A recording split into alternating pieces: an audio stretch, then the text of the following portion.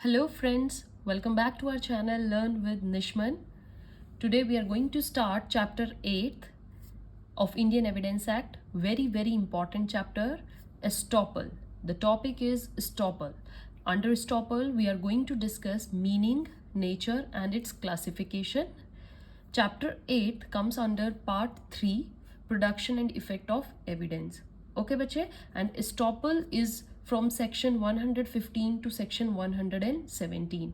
So let's start our topic estoppel. क्या होता है बच्चे?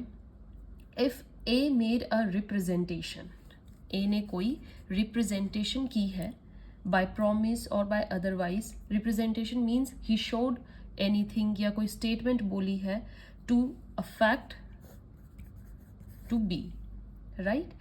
And क्या होता है? Intention of A was that B should believe in truthfulness of whatever A was saying. मतलब जो भी वो रिप्रेजेंटेशन कर रहा है उसके माइंड में ये होना चाहिए कि whatever he is saying उसकी ट्रुथफुलनेस मान के B उस स्टेप को आगे ले. ठीक है? Now B should do something due to that representation. Yes, B को एक इंटेंशन होनी चाहिए और वो ए की उस रिप्रेजेंटेशन से शुड डू समथिंग. राइट, अब बी ने ए की उस रिप्रेजेंटेशन को ट्रुथ बिलीव करके स्टेप लिया है. Now B has acted his position believing upon the statement of A. Now what our natural justice and equity says, A now cannot say that I was false. Yeah, I am not responsible now. Whatever I said was false. This is not he can do. Now A will not be allowed to retract his statement. Right? अब A दोबारा से पीछे मुड़ के नहीं देख सकता है और he cannot say that I was saying false statement.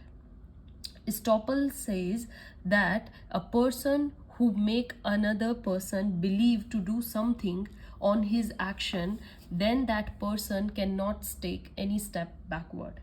Right बच्चे, ये एक तरीके का एक लीगल बार होता है. estoppel को अगर आप सिंपल लैंग्वेज में बोलो that it's a legal bar. Legal bar किस चीज़ का? ये एक लीगल बार होता है कि एक व्यक्ति के ऊपर अगर उसकी कही हुई बात से कोई दूसरा व्यक्ति कोई कार्य करता है तो अब पहले वाला व्यक्ति मीन्स ए हेयर अपनी बात से पलट नहीं सकता कि मेरी बात तो सही नहीं थी. समझ में आया बच्चे? So estoppel applies only to the civil proceedings. ये हमेशा याद रखना, it's only applies to civil proceedings. Criminal proceedings में you can revert back, you can retract. Okay, so it applies between two parties. दो पार्टीज के बीच में कोई बात हो तब ये बात होती है बच्चे. Like I made promise and then you made promise. Now one party performed. Now I will not be allowed to retract. अब मेरी कही हुई बात से, मेरे promise से आपने perform कर दिया है. Now I will not be allowed to retract. And that is promissory estoppel. Promise के बेस पे आपने action लिया था. ओके, एक और चीज़ बचे, it is not allowed in case of government. Government पे ये चीज़ अलाउड नहीं होती है. Like government announce that in Bihar if any industry set up there will be tax holiday and if suppose I set up an industry there, now government retract. अब ये नहीं हो सकता. Okay, so government if retracted, मैं estoppel की बात नहीं कह सकती हूँ. I can not make them bar against the law because this estoppel doesn't apply in case of government. So basically what our estoppel says bache, very beautiful concept of Indian Evidence Act, that one cannot blow hot and cold at the same time. Right? One cannot approbate or reprobate at the same time. मैं आपको एक case देती हूँ, बहुत अच्छा case है हमारा. Kurukshetra university case रहा है. केस को ध्यान से सुनिएगा बच्चे, आपको कंसेप्ट समझ में आएगा. इसमें क्या था, यूनिवर्सिटी ने गलती से किसी स्टूडेंट की डीएमसी में गलत मार्क्स दे दिए थे और जिनको बिलीव करके उस स्टूडेंट ने हायर इंस्टीट्यूशन में एडमिशन ले लिया. अब बाद में यूनिवर्सिटी ये नहीं कह सकती कि हमने गलती से डीएमसी में ज़्यादा मार्क्स दे दिए. It is now stopped from doing that. समझ में आया? तो आपकी गलती की वजह से अगर अगला पर्सन कोई स्टेप ले लेता है believing it to be true, then that person cannot be allowed to take any step backwards, right? So section 115 talks about estoppel. estoppel में intention क्या होनी चाहिए? There is a fact, you are believing that fact and you act upon that fact, right? Estoppel is based upon principle of equity and justice, right बच्चे? इसमें कौन सा हमारा maxim apply होता है? मैक्सिम इज एलिगेंस कॉन्टोरायर एस्ट नॉन एस्ट ऑडिएंडस, राइट? एलिगेंस कंट्रायर्स नॉन एस्ट ऑडियंसेस. इसमें क्या है? Person alleging contrary facts must not be heard. A person cannot be allowed to blow hot and cold at the same time or to approbate and reprobate at the same time. If a person has made a representation on another with the intention to make him believe upon that representation and to act upon it, then if the other person actually believes upon it and does the act upon it, the representation will be binding upon that person who made it. अब वो उस representation से पीछे नहीं हट सकता है, even if that representation is actually false, बेशक वो झूठी हो. So the principle of equity and justice requires that the party should not be allowed to retract from the said representation. समझ में आ रहा है बच्चे? Estoppel is based upon doctrine of legitimate expectation, right? I changed my position due to your promise, so I have legitimate exception that you will perform your promise. अब मेरे पास ये legitimate expectation रहेगी always and I can apply for that in court too, that now you have to perform your promise.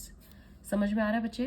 So doctrine of estoppel is considered to be the substantive as well as procedural law.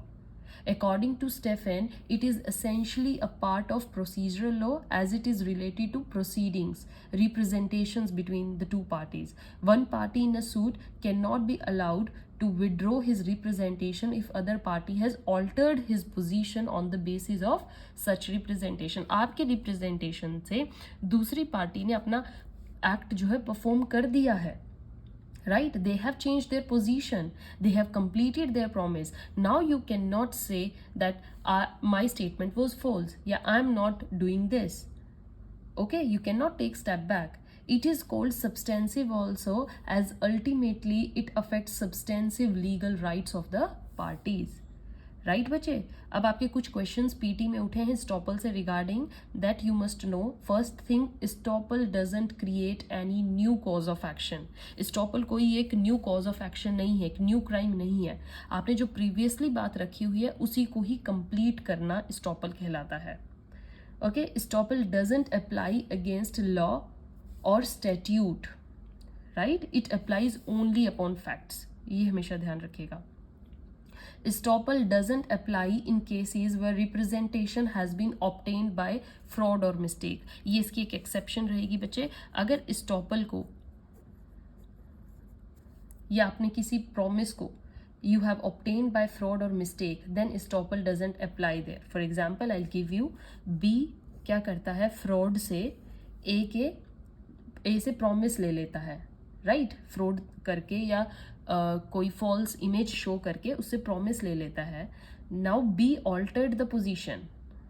Okay, अब ए wants to retract. ए कहता है नहीं नहीं, मेरे से आपने fraud से की है और मैं आपकी बात नहीं मान सकता. बी ऑल्दो ये कहता है कि मैंने आपकी वजह से अपना भी काम कर दिया, but here A is allowed to retract. Why? Because the representation was taken from A by fraud. So if there is any element of fraud or mistake, the party cannot claim estoppel.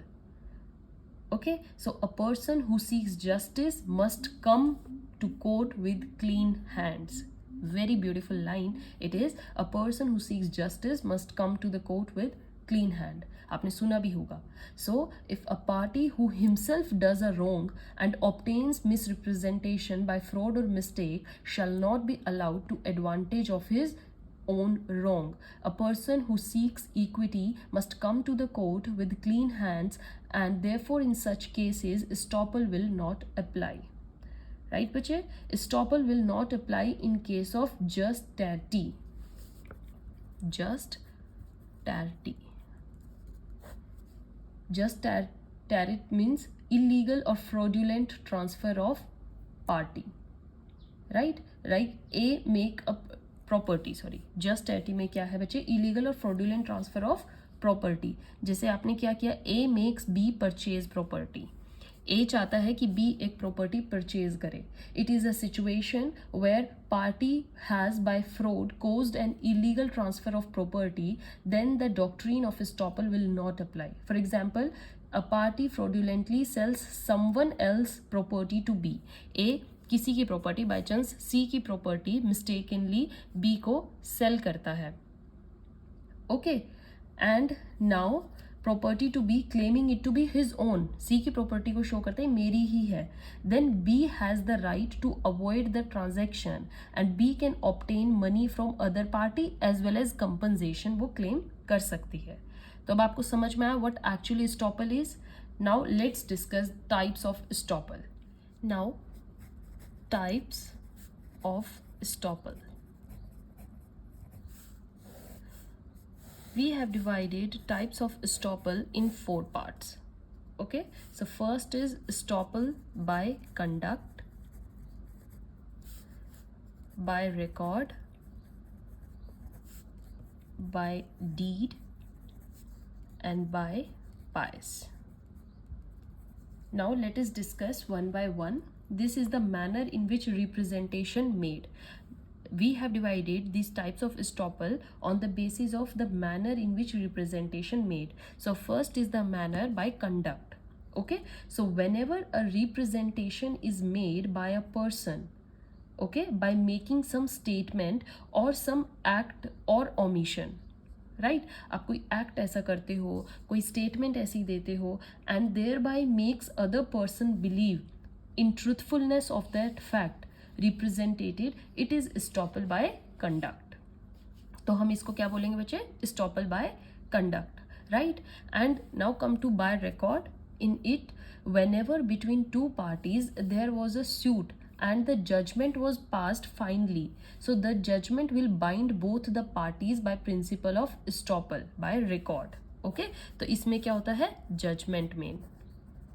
इसमें क्या बताया मैंने, statement और any act, right. Suppose कीजिए इसमें example देखिएगा, A and B है, right. A took stand, then it is represented fact.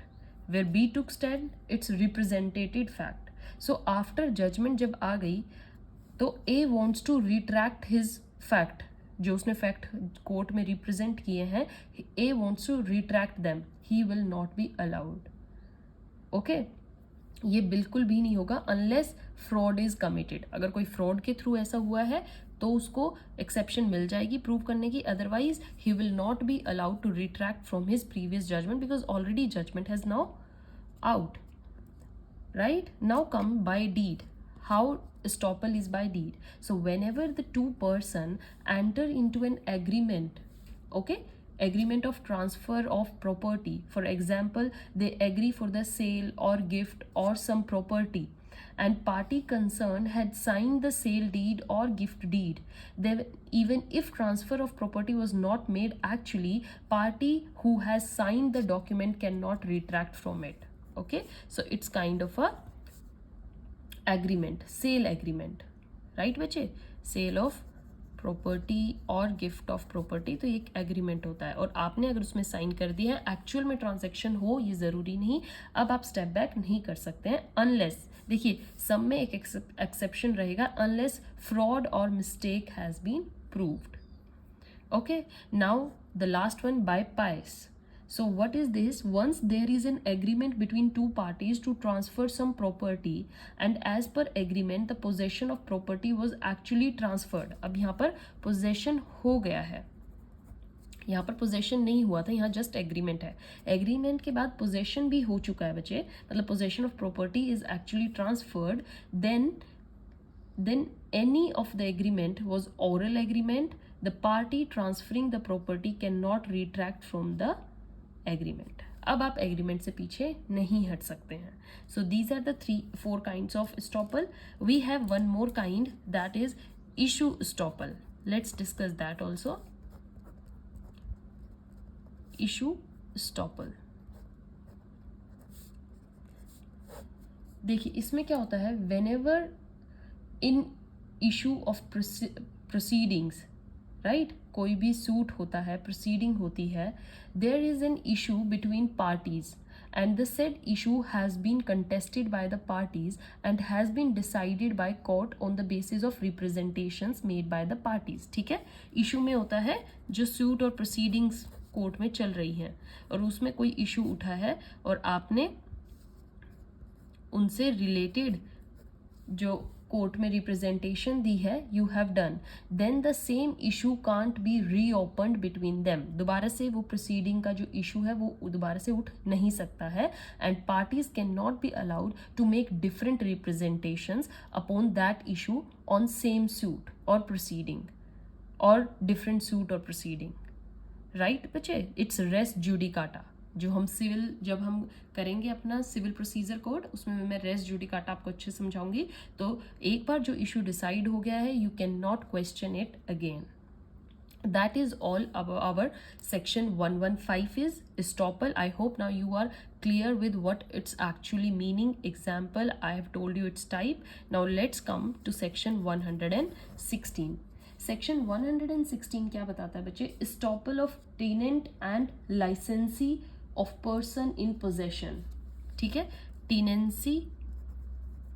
Tenant और लाइसेंसी के केस में अब हम पढ़ने वाले हैं अपना केस. estoppel इनमें कैसे अप्लाई होता है, देखिए क्या होता है एक्चुअल में. सेक्शन 116 में क्या है बच्चे, it applies to tenant and his landlord. Okay, so landlord इसमें क्या है, by chance this is the date, this is the one, okay, this date tenancy started. Okay, A and B, A यहाँ पर landlord है, B tenant है, right, and this is the time period when tenancy is going on this date, right, on 2 tenancy is now over. समझ में आया बच्चे. So what it says that जो ये टाइम पीरियड है, इसमें B cannot, the tenant, B cannot deny the fact that A had title on date 1. इसके बीच में टेनेंट जो है ये नहीं कह सकता है कि लैंडलॉर्ड का तो टाइटल था ही नहीं. नो, आप राइट इंजॉय कर रहे हो as a tenant, then you can not say that landlord का एक्चुअल में टाइटल ये प्रॉपर्टी पर है ही नहीं. No, so this is the time period in between and on this day you can not deny that on 1 is the actual day on tenancy start that landlord के पास title नहीं था. But after the tenancy is over, means after the date 2, आप उसके बाद you can say that yes, A had that title, A didn't had that title on 1, so B can deny that. What actually section 116 says bache, it is an extension of principle of estoppel laid down in section 115. The policy behind this section is to create a stability of relationship between landlord and tenant, और licensor and licensee उनके बीच में भी same ही relationship है. Once the tenant या licensee has got into the tenancy और licence, there is an implied declaration, उनके ऊपर एक इम्प्लाइड ड्यूटी बन जाती है, इम्प्लाइड डेक्लरेशन बन जाती है कि आप एक बार उनकी टेनेंसी में आ गए या लाइसेंस के अंडर आ गए on part of such tenant and licensee that landlord or licensor had the title to said property on the day when tenancy and license commenced. जिस दिन से commence हुआ, start हुआ, आप उस दिन से उनकी title को question नहीं कर सकते हैं. You cannot deny their title. The landlord or the licensor will remain assured that tenant will not deny his title as on the day when tenancy or license commenced. So to maintain the stability in relationship upon the commencement of tenancy, section 116 will apply and tenant is prohibited from denying the title of landlord on the date of commencement of tenancy. So but the prohibition applies only as long as tenancy continues, जो मैंने आपको बताया till continue. In fact, prohibition will continue until after the expiry of tenancy period the tenant has hand over the possession. Actual में possession जब तक ना दे तब तक वो ए के टाइटल को डिनाई नहीं कर सकता है, उसको ये मानना ही पड़ेगा कि एक्चुअल में he has the title. So the prohibition of section 116 will not apply after lease period is over and possession of property is handed back. जैसे ही टेनेंसी पीरियड ओवर हुआ, पोजेशन आपने वापस दी, अब आप you can now deny that A had title on this day 1. It is implicit in section 116 that even during the continuance of tenancy, the tenant may deny the title of landlord if title has changed after tenancy had commenced. अगर title actual में change ही हो गया है, right, तब आप ये कह सकते हो. फॉर एग्जाम्पल ए बी, यहाँ पर ए की जगह सी न्यू लैंडलॉर्ड बन गया है. So here B can deny the ownership of A. अब बीच में बी कैन डिनाई, क्योंकि एक्चुअल में जो न्यू ओनर है, न्यू लैंडलॉर्ड है, वो सी है. But otherwise if there is no change, आप डिनाई नहीं कर सकते, राइट. सो एक्नॉलेजमेंट तभी देनी है जब आपने चेंज देखा हो, आपने रेंट एक्चुअली में सी को पे किया हो, तभी आप उसको न्यू लैंडलॉर्ड मानोगे. B can't deny ownership of C on the day he became owner of property, right. जैसे ही सी बाय चांस इस 3 डेट को ओनर बना है, तो अब बी की ड्यूटी है वो सी को 3 से स्टार्ट करके लास्ट पीरियड तक डिनाई नहीं कर सकता है, राइट. बच्चे समझ में आया कैसे ये चलता है. सेक्शन 116 एक तरीके से बार लगाता है टेनेंट या लाइसेंस पे कि वो उनके लैंडलॉर्ड या लाइसेंसर के टाइटल को डिनाई नहीं कर सकते. सो here title of A as on date of tenancy with B can be denied by B. B तब deny कर सकता है after the tenancy with C had started. However, on that ground of title of C on day of adjournment cannot be denied as tenancy with C is still continuing. अभी भी C के साथ चल रही है, वो तब तक डिनाई नहीं कर सकता लास्ट डेट तक, राइट. बच्चे आपको एग्जाम्पल अच्छे से समझ में आया. This is our estoppel topic. I hope you are now clear and stay tuned for the next video. We are going to start with witnesses. Okay? Very very important. अब जितने भी chapters आने वाले हैं, कोई भी topic ना छोड़ना. Indian Evidence Act, the scoring one and very important one. Right बच्चे? Till then, goodbye. Thank you.